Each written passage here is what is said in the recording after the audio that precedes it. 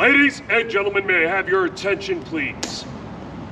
I am Staff Sergeant Fraser of the 3rd Infantry Regiment, United States Army. Guard of Honor, Tomb of the Unknown Soldier. The ceremony that you are about to witness is the changing of the guard. In keeping with the dignity of this ceremony, it is requested that everyone remain silent and standing. Thank you.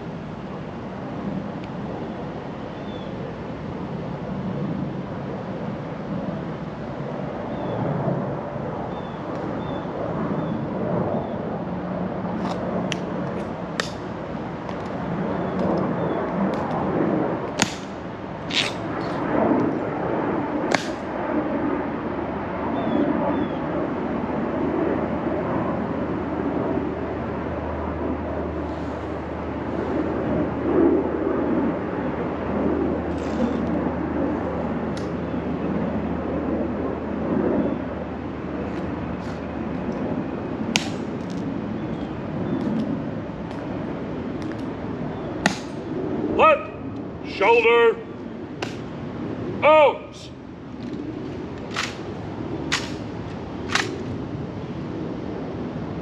Forward punch.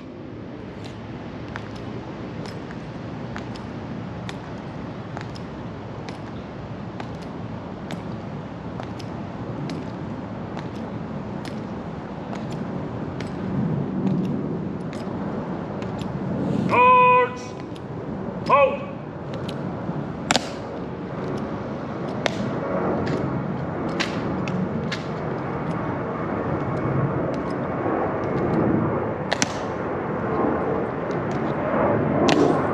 Forward!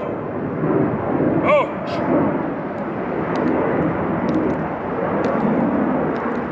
Guards! Halt! Halt! Arms!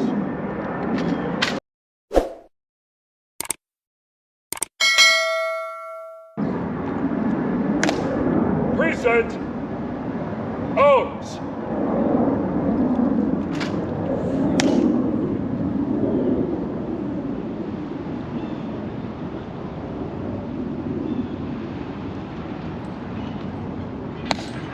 Port. Arms. Ready. Face. Pass. On your orders. Post. In order. Remain as directed. Order. Acknowledged. Ready. Face. Present. Arms.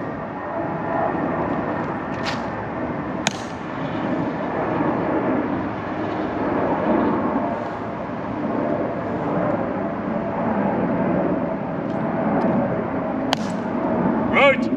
Shoulder. Arms.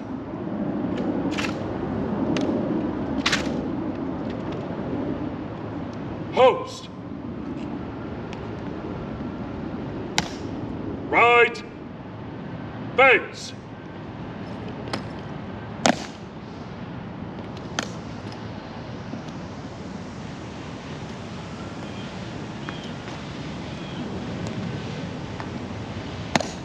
Forward.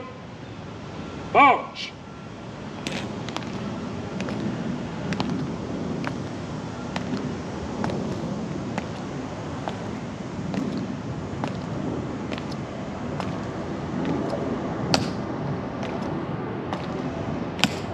Guard. Hold.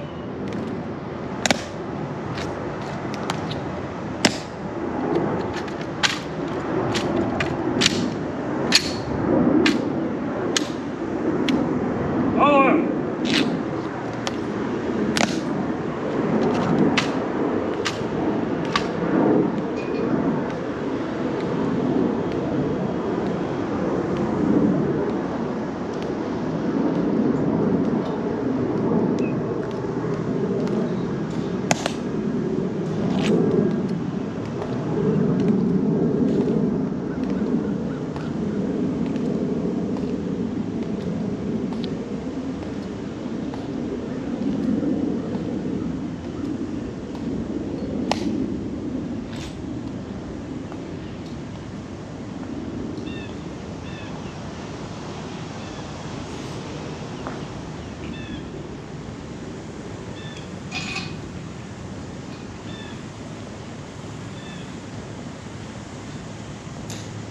Well, good morning, everybody. Again, my name is Sergeant Sprosty. I'm the Assistant Relief Commander, Sergeant Fraser, who organized this for you guys. He's in charge of the relief today. Service or out of service for discredit brought upon the unknowns, the Army, or the United States. So, most commonly is going to be, well, any type of felony conviction is going to get your badge revoked, as well as speaking out against the United States or the Army, stuff of that nature. Some misdemeanors will get it revoked. There is more revoked names on there than we would like to admit, however. Along that, you'll also see administrative error. The administrative error ones, that would be that we don't have any type of proof that you've actually passed training and were awarded the badge. So inside of this office, that's our platoon sergeant's office. He keeps a copy of every person that ever passed badge orders, all the way back to 1958 when the first order was issued. If we don't have those orders and there's no way that you can prove that you were here and you passed training, we'll go ahead and take your name down and put it up as an administrative error. Who has the authority to assign and do that? That begins ago. So the story of the unknowns begins with the United States involvement in World War I from 1917 to 1918. So following the war, both Great Britain and France had elected to have an unknown soldier from their country honored by conducting a selection. The United States had soon followed by becoming the third country to conduct a selection of 4 different unknown Americans from different cemeteries in France. Sergeant Edward F. Younger made the selection of the World War I unknown by circling the 4 identical caskets 3 times, and he placed a spray of white roses on the 3rd casket from the left, signifying his selection of the World War I unknown. Following the selection, the World War I unknown was brought to a town hall in Chalons-sur-Marne, France, where he lied for 2 days while thousands of French citizens and other nationals came to pay their respects, laying over 90,000 flowers upon his casket. He was brought to Port-le-Havre, France, where the cruiser Olympia, the USS Olympia, made the journey from France to the United States, bringing the World War I unknown back from France. That was the cruiser Olympia's final mission before her retirement, and it was Admiral Dewey's flagship during the Battle of Manila Bay. That ship is currently on display at the Independent Seaport Museum in Philadelphia, and up there, if you guys ever have the chance to go there, they have a cool little display of where the unknown soldier lied on the rear end of the ship. They have a nice plaque there and everything. We go visit it frequently. After arriving in the United States, the World War I unknown lied in state at the Capitol Rotunda for 2 days before being escorted here to the Memorial Amphitheater on November 11th, 1921, which was formerly known as Armistice Day. A full honors military funeral was conducted where all branches of the service participated, and the World War I unknown was interred. Here's some photos from the funeral, as well as the escort from DC across the bridge here, and then the internment. So as you can see, the plaza outside today looks much different than it did over 100 years ago. The story continues with the United States' involvement in World War II from 1941 to 1945. Following the war, Congress had authorized a 5-year period to identify as many unknown soldiers from the war as possible and make a selection from the remainder. What that left us with was 19 unknown candidates, 13 from the Atlantic Theater of Operations and 6 from the Pacific Theater of Operations. One was selected from each theater. While that took place, the United States became involved in the Korean War from 1950 to 1953. So they actually held off on the World War II selection until following the Korean War, and then again authorized a 5-year period to identify as many unknown soldiers as possible and make a selection from the remainder for both Korean War and World War II. So we had 4 unknown candidates from World War II, and the final selection was made by Master Sergeant Ned Lyle. Excuse me. The final selection of the World War II unknown, however, was made by Hospital Corpsman First Class William R. Charette, who at the time was the Navy's only active duty enlisted Medal of Honor recipient to have survived the Korean War. The unknown soldier that was not selected from World War II was buried at sea 33 miles off the Virginia Capes. So the World War II unknown and the Korean War unknown were placed aboard the same naval ship, brought into the DC region, where they lied in state for 2 days. Sorry, we're gonna move around the room. Lied in state for 2 days at the Capitol Rotunda before being escorted here again to the Memorial Amphitheater on May 30th, 1958, where a full honors military funeral was conducted. The president at the time, President Dwight D. Eisenhower, served as the next of kin for the World War II unknown, and the Vice President, Richard M. Nixon, for the Korean War unknown. I believe I forgot to mention for World War I, it was President Harding.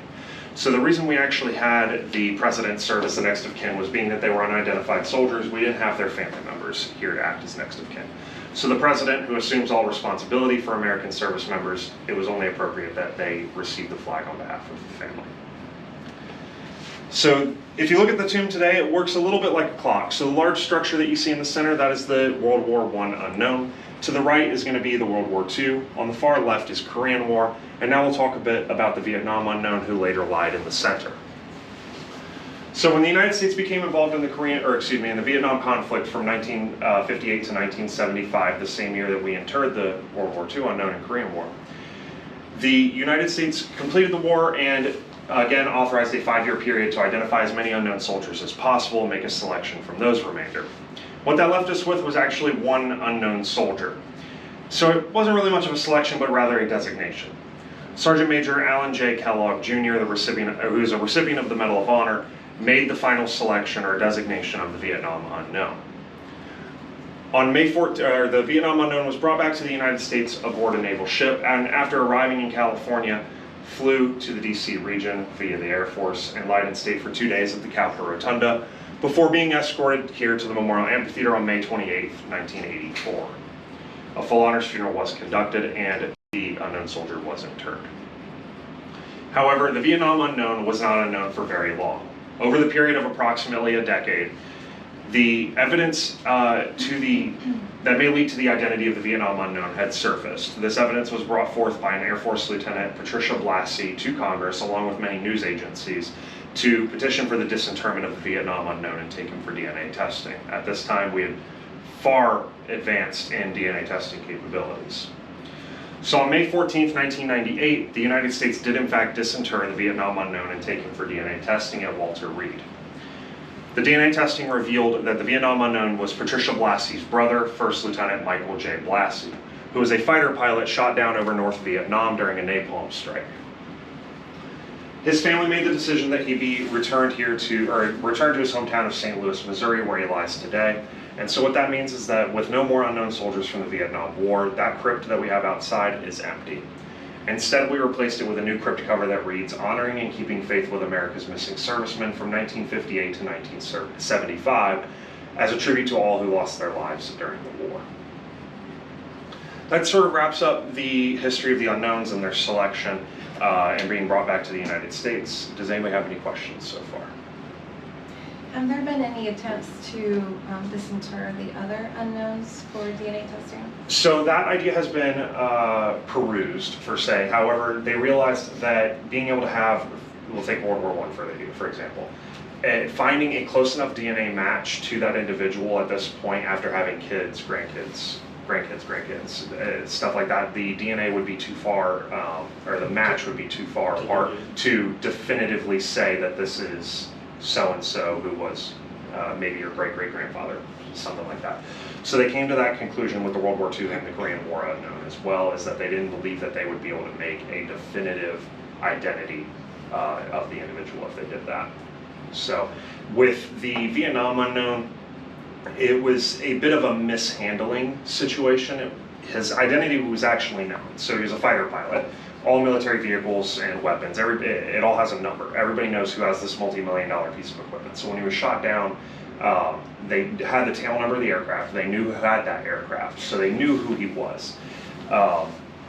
During his transit from Vietnam back to Hawaii, however, they lost that information in transit and later gave him a DoD number designation of X-26, which is how they labeled unidentified service members. So that was the evidence that sort of came to light, and they realized that actually his flight suit, his life raft, and his parachute were all put in the casket with him, and yet they still, at some point, didn't say, let's open the casket and see if we can figure out who this was, until after they disinterred him in 1998. Who stood in for the family for the Vietnam? For Vietnam, it was President Ronald W. Reagan at that time. Any other questions so far? What was the amphitheater originally built? To commemorate the heroic defenders of the nation and to provide an appropriate assembly place for special observances. So to be quite frank, this area is actually not used very much. It's used for the Memorial Day President's speech, the Veterans Day speech, and we also do a Easter sunrise service inside of the amphitheater. Very few people have actually had their funeral services held in the amphitheater. Most notably, though, was the unknowns, as well as the unidentified 9/11 Pentagon victims had their funeral service in the amphitheater as well. So, it doesn't really have very much use, but it does get used a couple times a year. Questions so far? All right, so I'd like to talk a little bit about the history of the Guards and a little bit about how we got to where we are today. So originally, the Tomb of the Unknown Soldier did not look, as we saw, did not look as it does today. So this is the original tabletop style piece of marble that the World War I unknown was buried beneath. The large structure that you see today was not completed until 1932. So with this tabletop piece of marble, you can see that a young lady appears to be praying over the tomb in this photo. However, many were not being as respectful as she was. We found out that children were playing games, shooting dice, crap, and even having picnics on, again, what appeared to be a tabletop. So it was decided that a guard be posted. So in 1925, the first tomb guard was ever posted, who was actually a civilian guard employed by the cemetery here from the open of the cemetery until the close of the cemetery. It wasn't until 1926 that the 3rd Cavalry Regiment became the first military unit to guard the unknown soldiers, or the unknown soldier at the time. So again, that guard was only here from the open of the cemetery until the close of the cemetery. So side note about the 3rd Cavalry Regiment. When they were on duty, they were horseback units. So when they were on duty, they wore spurs on their boots, which would make a metallic clicking sound whenever they would turn, stop, or walk. So when you see us out there clicking our heels like a bunch of crazies today, that's us paying tribute to the 3rd Cavalry Regiment as the original military unit to guard the unknowns. The 3rd Infantry Regiment didn't take over the right until its reactivation in 1948 as the Army's official ceremonial unit. So from 1926 up until 1937, the tomb was still only guarded from the open of the cemetery to the close. If you look really closely outside, you'll look around the edges and you can see that there's actually chips of marble missing. The walls around the outside of the cemetery, the original walls are only about 3 feet tall. Those black gates that you see up there were only installed last year. So they realized that people were sneaking into the cemetery overnight and removing mementos or pieces of the tomb to take home as souvenirs. So the American Legion was who first caught wind of this, and they started petitioning Congress for a 24-hour guard to be posted. However, Congress was not moving very fast, so President Calvin Coolidge, the president at the time, had issued an order to the Department of War that a 24-hour guard be posted and that taps be played at 2300 every night by a bugler. Do they do that on Navy bases? Do you guys play taps every night? 22.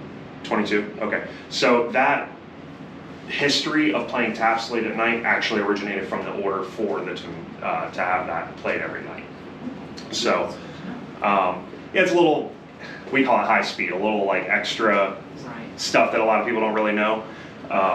So on July 2nd, 1937, that order from Calvin Coolidge came down and the 3rd Cavalry Regiment enacted it and became the first 24-hour guard was posted on midnight to July 1937. Ever since then, over 31,000 days, 85 years going, the tomb has never been left unguarded. There has always been a guard standing outside. The Tomb Guard Identification Badge is the 3rd least awarded badge in the Army. The first is the Army Astronaut Badge, which makes sense because they're astronauts. The second is the Military Horseman Badge, which was actually only created in 2018. Since then, they've given out a couple hundred. Since 1958, when our badge was created, we gave out exactly 702 so far. Sergeant Fraser actually being the 702nd awarded yesterday. So the first Tomb Guard Identification Badge was awarded to Master Sergeant William E. Daniel in this photo here. Upon his passing in 2010, his family actually gave us his original badge to put on display here.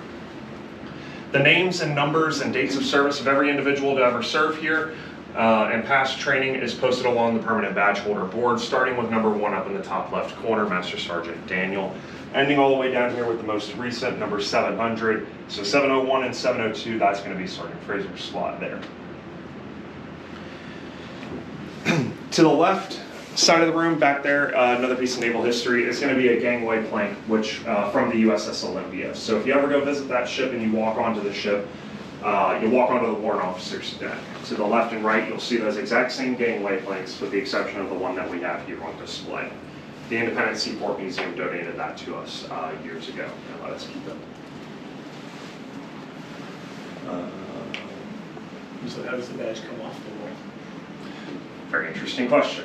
So along with being the 3rd least awarded badge, the Tomb Guard badge is also one of the only awards that can be revoked at any time. So what you're seeing here is kind of a little bit of an abnormality of before going out the door. With going out the door, everybody is, be fast. With getting ready to go out the door, everybody's watching and looking over everything. So they just said they actually caught that he had some dirty gloves on, so they had to quickly change his gloves out before he went out. So usually the last few seconds and minutes before the change, we're going to line up right here. Sergeant Fraser will line up there, or whoever's changing at the time, and then the walker going out is going to be here. So the change is going to line up. They'll usually look over the walker, make sure everybody's got everything that they're supposed to have, everything's within standard, stuff of that nature, and then they're going to say a little spiel of basically, hey, I'm going out the door, you're going to follow me, we're going to go do this guard change, and it's going to be a good one. Once that's done, and the time to go out the door happens, Sergeant Fraser will line up, hit the button, and walk out just like you saw. The walker is going to line up here, and he's going to watch out the only window that we have here in the quarters. And once that the changer walks by the window, that is the walker's cue to grab the weapon, rack it one time, line up in front of the door, hit the button.